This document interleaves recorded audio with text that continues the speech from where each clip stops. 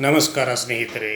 ನಾನಿವತ್ತು ದೇವರ ಒಂದು ಅದ್ಭುತವಾದಂಥ ಪವಾಡವನ್ನು ಕನ್ನಡಿಗ ಚಾನಲ್ YTಯ ಮುಖಾಂತರ ಎಲ್ಲ ನನ್ನ ಕನ್ನಡಿಗ ಚಾನಲ್ YTಯ ಸಮಸ್ತ ವೀಕ್ಷಕರಿಗೆ ತಲುಪಿಸಲಿಕ್ಕೆ ಹಾಗೂ ಪಾಂಡುರಂಗನ ಇಂಥ ಒಂದು ಪವಾಡಗಳನ್ನು ನಮ್ಮ ಎಲ್ಲ ನಾಡಿನ ಜನರು ಕೂಡ ಅರಿತುಕೊಳ್ಳಲಿ, ಅವರು ಒಂದು ತಮ್ಮ ಜೀವನದಲ್ಲಿ ಉತ್ತಮವಾದ ಬಾಳನ್ನು ಬಾಳಲಿ ಹಾಗೂ ಸನ್ಮಾರ್ಗದಲ್ಲಿ ನಡೀಲಿ ಅನ್ನುವಂಥ ಒಂದು ಉದ್ದೇಶದಿಂದ ಈ ಸಂಚಿಕೆಯನ್ನು ನಾನು ಮಾಡ್ತಾ ಇದ್ದೇನೆ.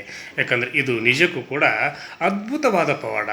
ಈ ಅದ್ಭುತವಾದ ಪವಾಡವನ್ನು ನೋಡಿ ನೀವು ಕೂಡ ಭಯ ಭಕ್ತಿಯಿಂದ ದೇವರಿಗೆ ನಡೆದುಕೊಳ್ಳುವರಾಗ್ರಿ ಹಾಗೂ ಆ ದೇವರ ಕೃಪೆ ನಿಮ್ಮ ಮೇಲೆಯೂ ಕೂಡ ಇರಲಿ ಅನ್ನುವಂಥ ಒಂದು ಭಕ್ತಿ ಭಾವದ ಆಶಾಭಾವನೆಯನ್ನು ಕೂಡ ನಾನು ಈ ಸಂದರ್ಭದಲ್ಲಿ ಕನ್ನಡಿಗ ಚಾನಲ್ YTಯ ಎಲ್ಲ ವೀಕ್ಷಕರಿಗೆ ತಲುಪಿಸಲಿಕ್ಕೆ ಬಯಸಿದ್ದೇನೆ ಸ್ನೇಹಿತರೆ.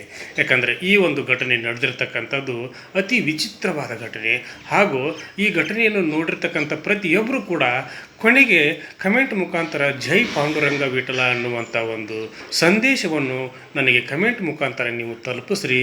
ಹಾಗೂ ಮೊದಲನೇ ಸಲ ನೋಡುವವರಾಗಿದ್ದರೆ ಪ್ರತಿಯೊಬ್ಬರು ಕೂಡ ಈ ಸಂಚಿಕೆಗೆ ಪ್ರತಿಯೊಬ್ಬರು ಕೂಡ ಸಬ್ಸ್ಕ್ರೈಬ್ ಮಾಡೋದನ್ನು ಮರೆಯಬೇಡ್ರಿ ಹಾಗೂ ಲೈಕ್ ಮಾಡಿರಿ ಹಾಗೂ ಈ ಸಂಚಿಕೆಯನ್ನು ಪ್ರತಿಯೊಬ್ಬರಿಗೂ ಕೂಡ ತಲುಪಿಸ್ರಿ ಅನ್ನುವಂಥ ಒಂದು ಕಳಕಳಿಯ ವಿನಂತಿಯೊಂದಿಗೆ ಇವತ್ತಿನ ಸಂಚಿಕೆಯನ್ನು ನಾನು ಮಾಡ್ತಾ ಇದ್ದೇನೆ.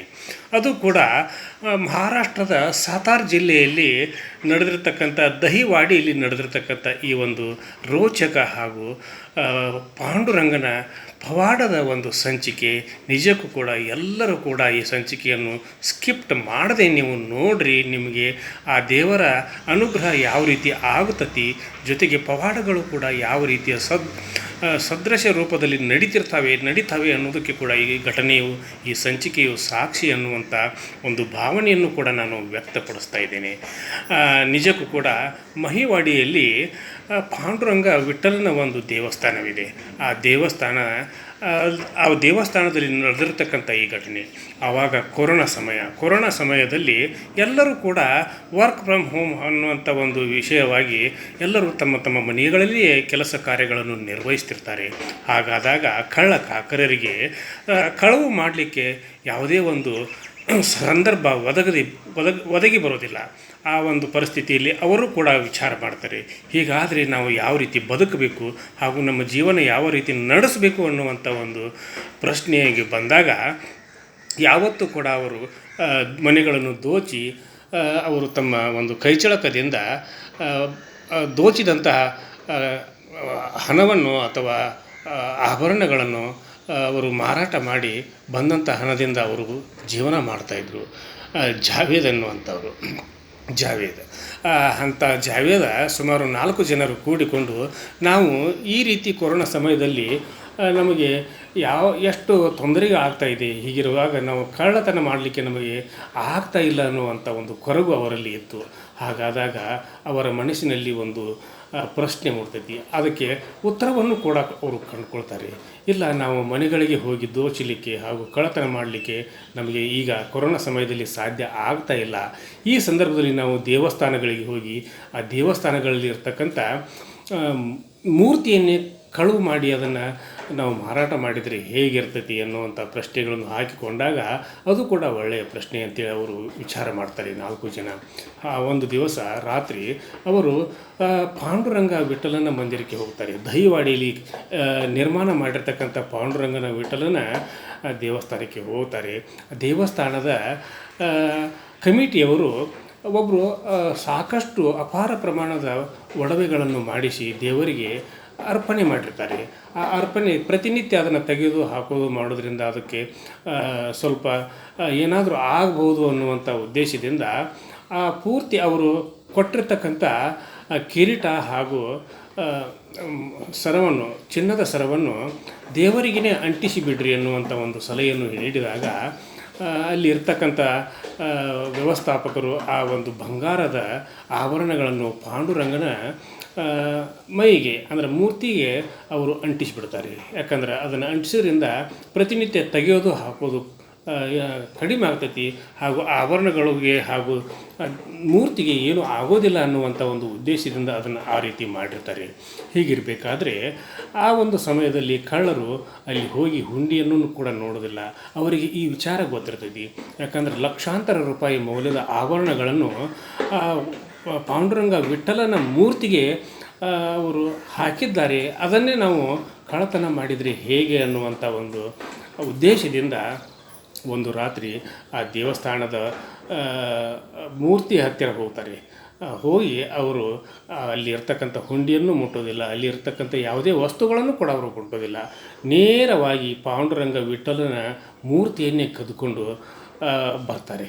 ಬಂದು ಅವರು ಅದನ್ನು ಏನು ಮಾಡಬೇಕು, ಯಾಕಂದರೆ ಅದನ್ನು ಅಷ್ಟೊಂದು ದೊಡ್ಡದಾದಂಥ ಹಾಗೂ ಅಪಾರ ಬೆಲೆಯುಳ್ಳಂಥ ವಸ್ತುಗಳನ್ನು ಯಾವ ರೀತಿ ನಾವು ಮಾರಾಟ ಮಾಡಬೇಕು ಅನ್ನುವಂಥ ಒಂದು ಪರಿಸ್ಥಿತಿಯಲ್ಲಿ ಇರ್ತಾರೆ. ಹೀಗಿರಬೇಕಾದ್ರೆ ಮರುದಿನ ಬೆಳಿಗ್ಗೆ ಆಚಾರ್ಯರು ಅಂದ್ರೆ ಪೂಜಾರಿಗಳು ಅಂದ್ರೆ ಬಂದು ಅದನ್ನು ನೋಡಿದಾಗ ಅಲ್ಲಿ ದೇವಸ್ಥಾನದ ಗರ್ಭಗುಡಿಯಲ್ಲಿ ಎಲ್ಲ ವಸ್ತುಗಳು ಚೆಲ್ಲಾಪಿಲ್ಲಿಯಾಗಿ ಬಿದ್ದಿರ್ತವೆ.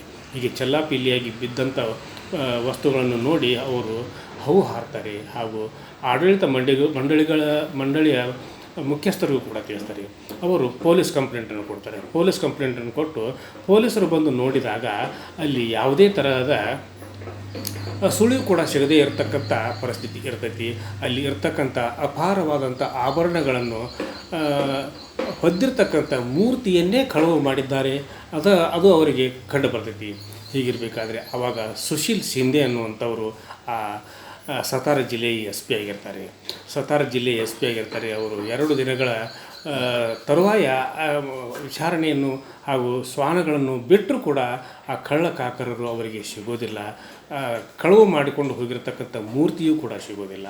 ಹೀಗಿರಬೇಕಾದ್ರೆ ಮೇಲಾಧಿಕಾರಿಗಳ ಒತ್ತಡದಿಂದ ಯಾವುದೇ ಪರಿಸ್ಥಿತಿಯಿಂದಲಾದರೂ ಕೂಡ ಆ ಕಳ್ಳರನ್ನು ನೀವು ಹಿಡಿರಿ, ಆಮೇಲೆ ಮೂರ್ತಿಯನ್ನು ತೆಗೆದುಕೊಂಡು ಬಂದು ಮತ್ತೆ ಅಲ್ಲಿ ಪ್ರತಿಷ್ಠಾಪನೆ ಮಾಡಬೇಕು ಅನ್ನುವಂಥ ಒಂದು ಆ ಕಟ್ಟುನಿಟ್ಟಿನ ಆದೇಶವನ್ನು ನೀಡಿದಾಗ ಎಲ್ಲ ಕಡೆ ಅವರು ಕಳ್ಳರನ್ನು ಹಿಡಿಲಿಕ್ಕೆ ಪ್ರಯತ್ನ ಮಾಡ್ತಾರೆ. ಆದರೆ ಅಲ್ಲಿ ಅವರಿಗೆ ಕಳ್ಳರು ಸಿಗೋದಿಲ್ಲ. ಆದರೂ ಕೂಡ ಅಲ್ಲಿ ಊರ ಹೊರಗಿನ ಒಂದು ಮನೆಯಲ್ಲಿ ಕಳ್ಳರು ಇದ್ದಾರೆ ಅನ್ನುವಂಥ ಒಂದು ಗುಪ್ತಚರ ಮಾಹಿತಿಯೂ ಕೂಡ ಪೊಲೀಸರಿಗೆ ಸಿಗ್ತೈತಿ.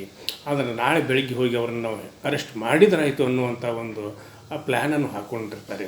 ಅದೇ ರಾತ್ರಿ ಅಲ್ಲಿ ಇದ್ದಂಥ ಆ ಕಳ್ಳರು 4 ಜನ ಕಳ್ಳರು ರಾತ್ರಿ ಸಮಯದಲ್ಲಿ ಪೂರ್ತಿಯಾಗಿ ಕಂಠಪೂರ್ತಿ ಕುಡಿತಾರೆ, ಬಿರಿಯಾನಿಯನ್ನು ತಿಂತಾರೆ, ಮಲಗ್ತಾರೆ.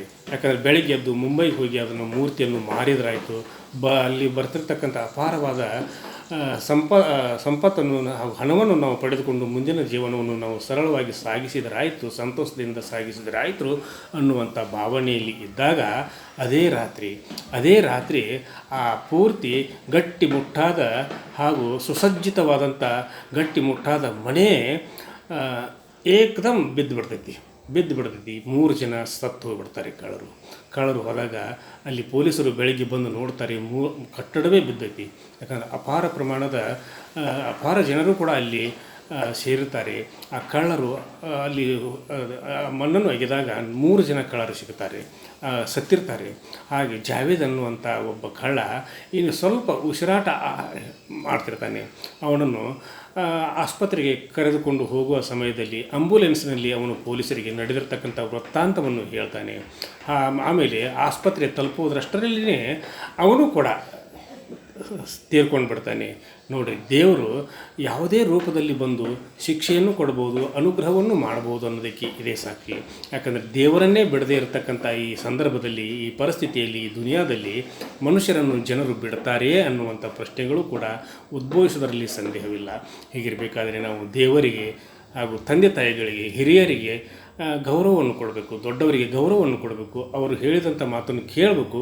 ದೇವರನ್ನು ನಂಬದೇ ಇರತಕ್ಕಂಥವರು ಕೂಡ ಇದನ್ನು ನೀವು ನಂಬಲಿಕ್ಕೆ ಸಾಧ್ಯ. ಯಾಕಂದರೆ ಇದು ಮೊನ್ನೆ ನಡೆದಿರ್ತಕ್ಕಂಥ ಘಟನೆ, ಕೊರೋನಾ ಸಮಯದಲ್ಲಿ ನಡೆದಿರ್ತಕ್ಕಂಥ ಘಟನೆ.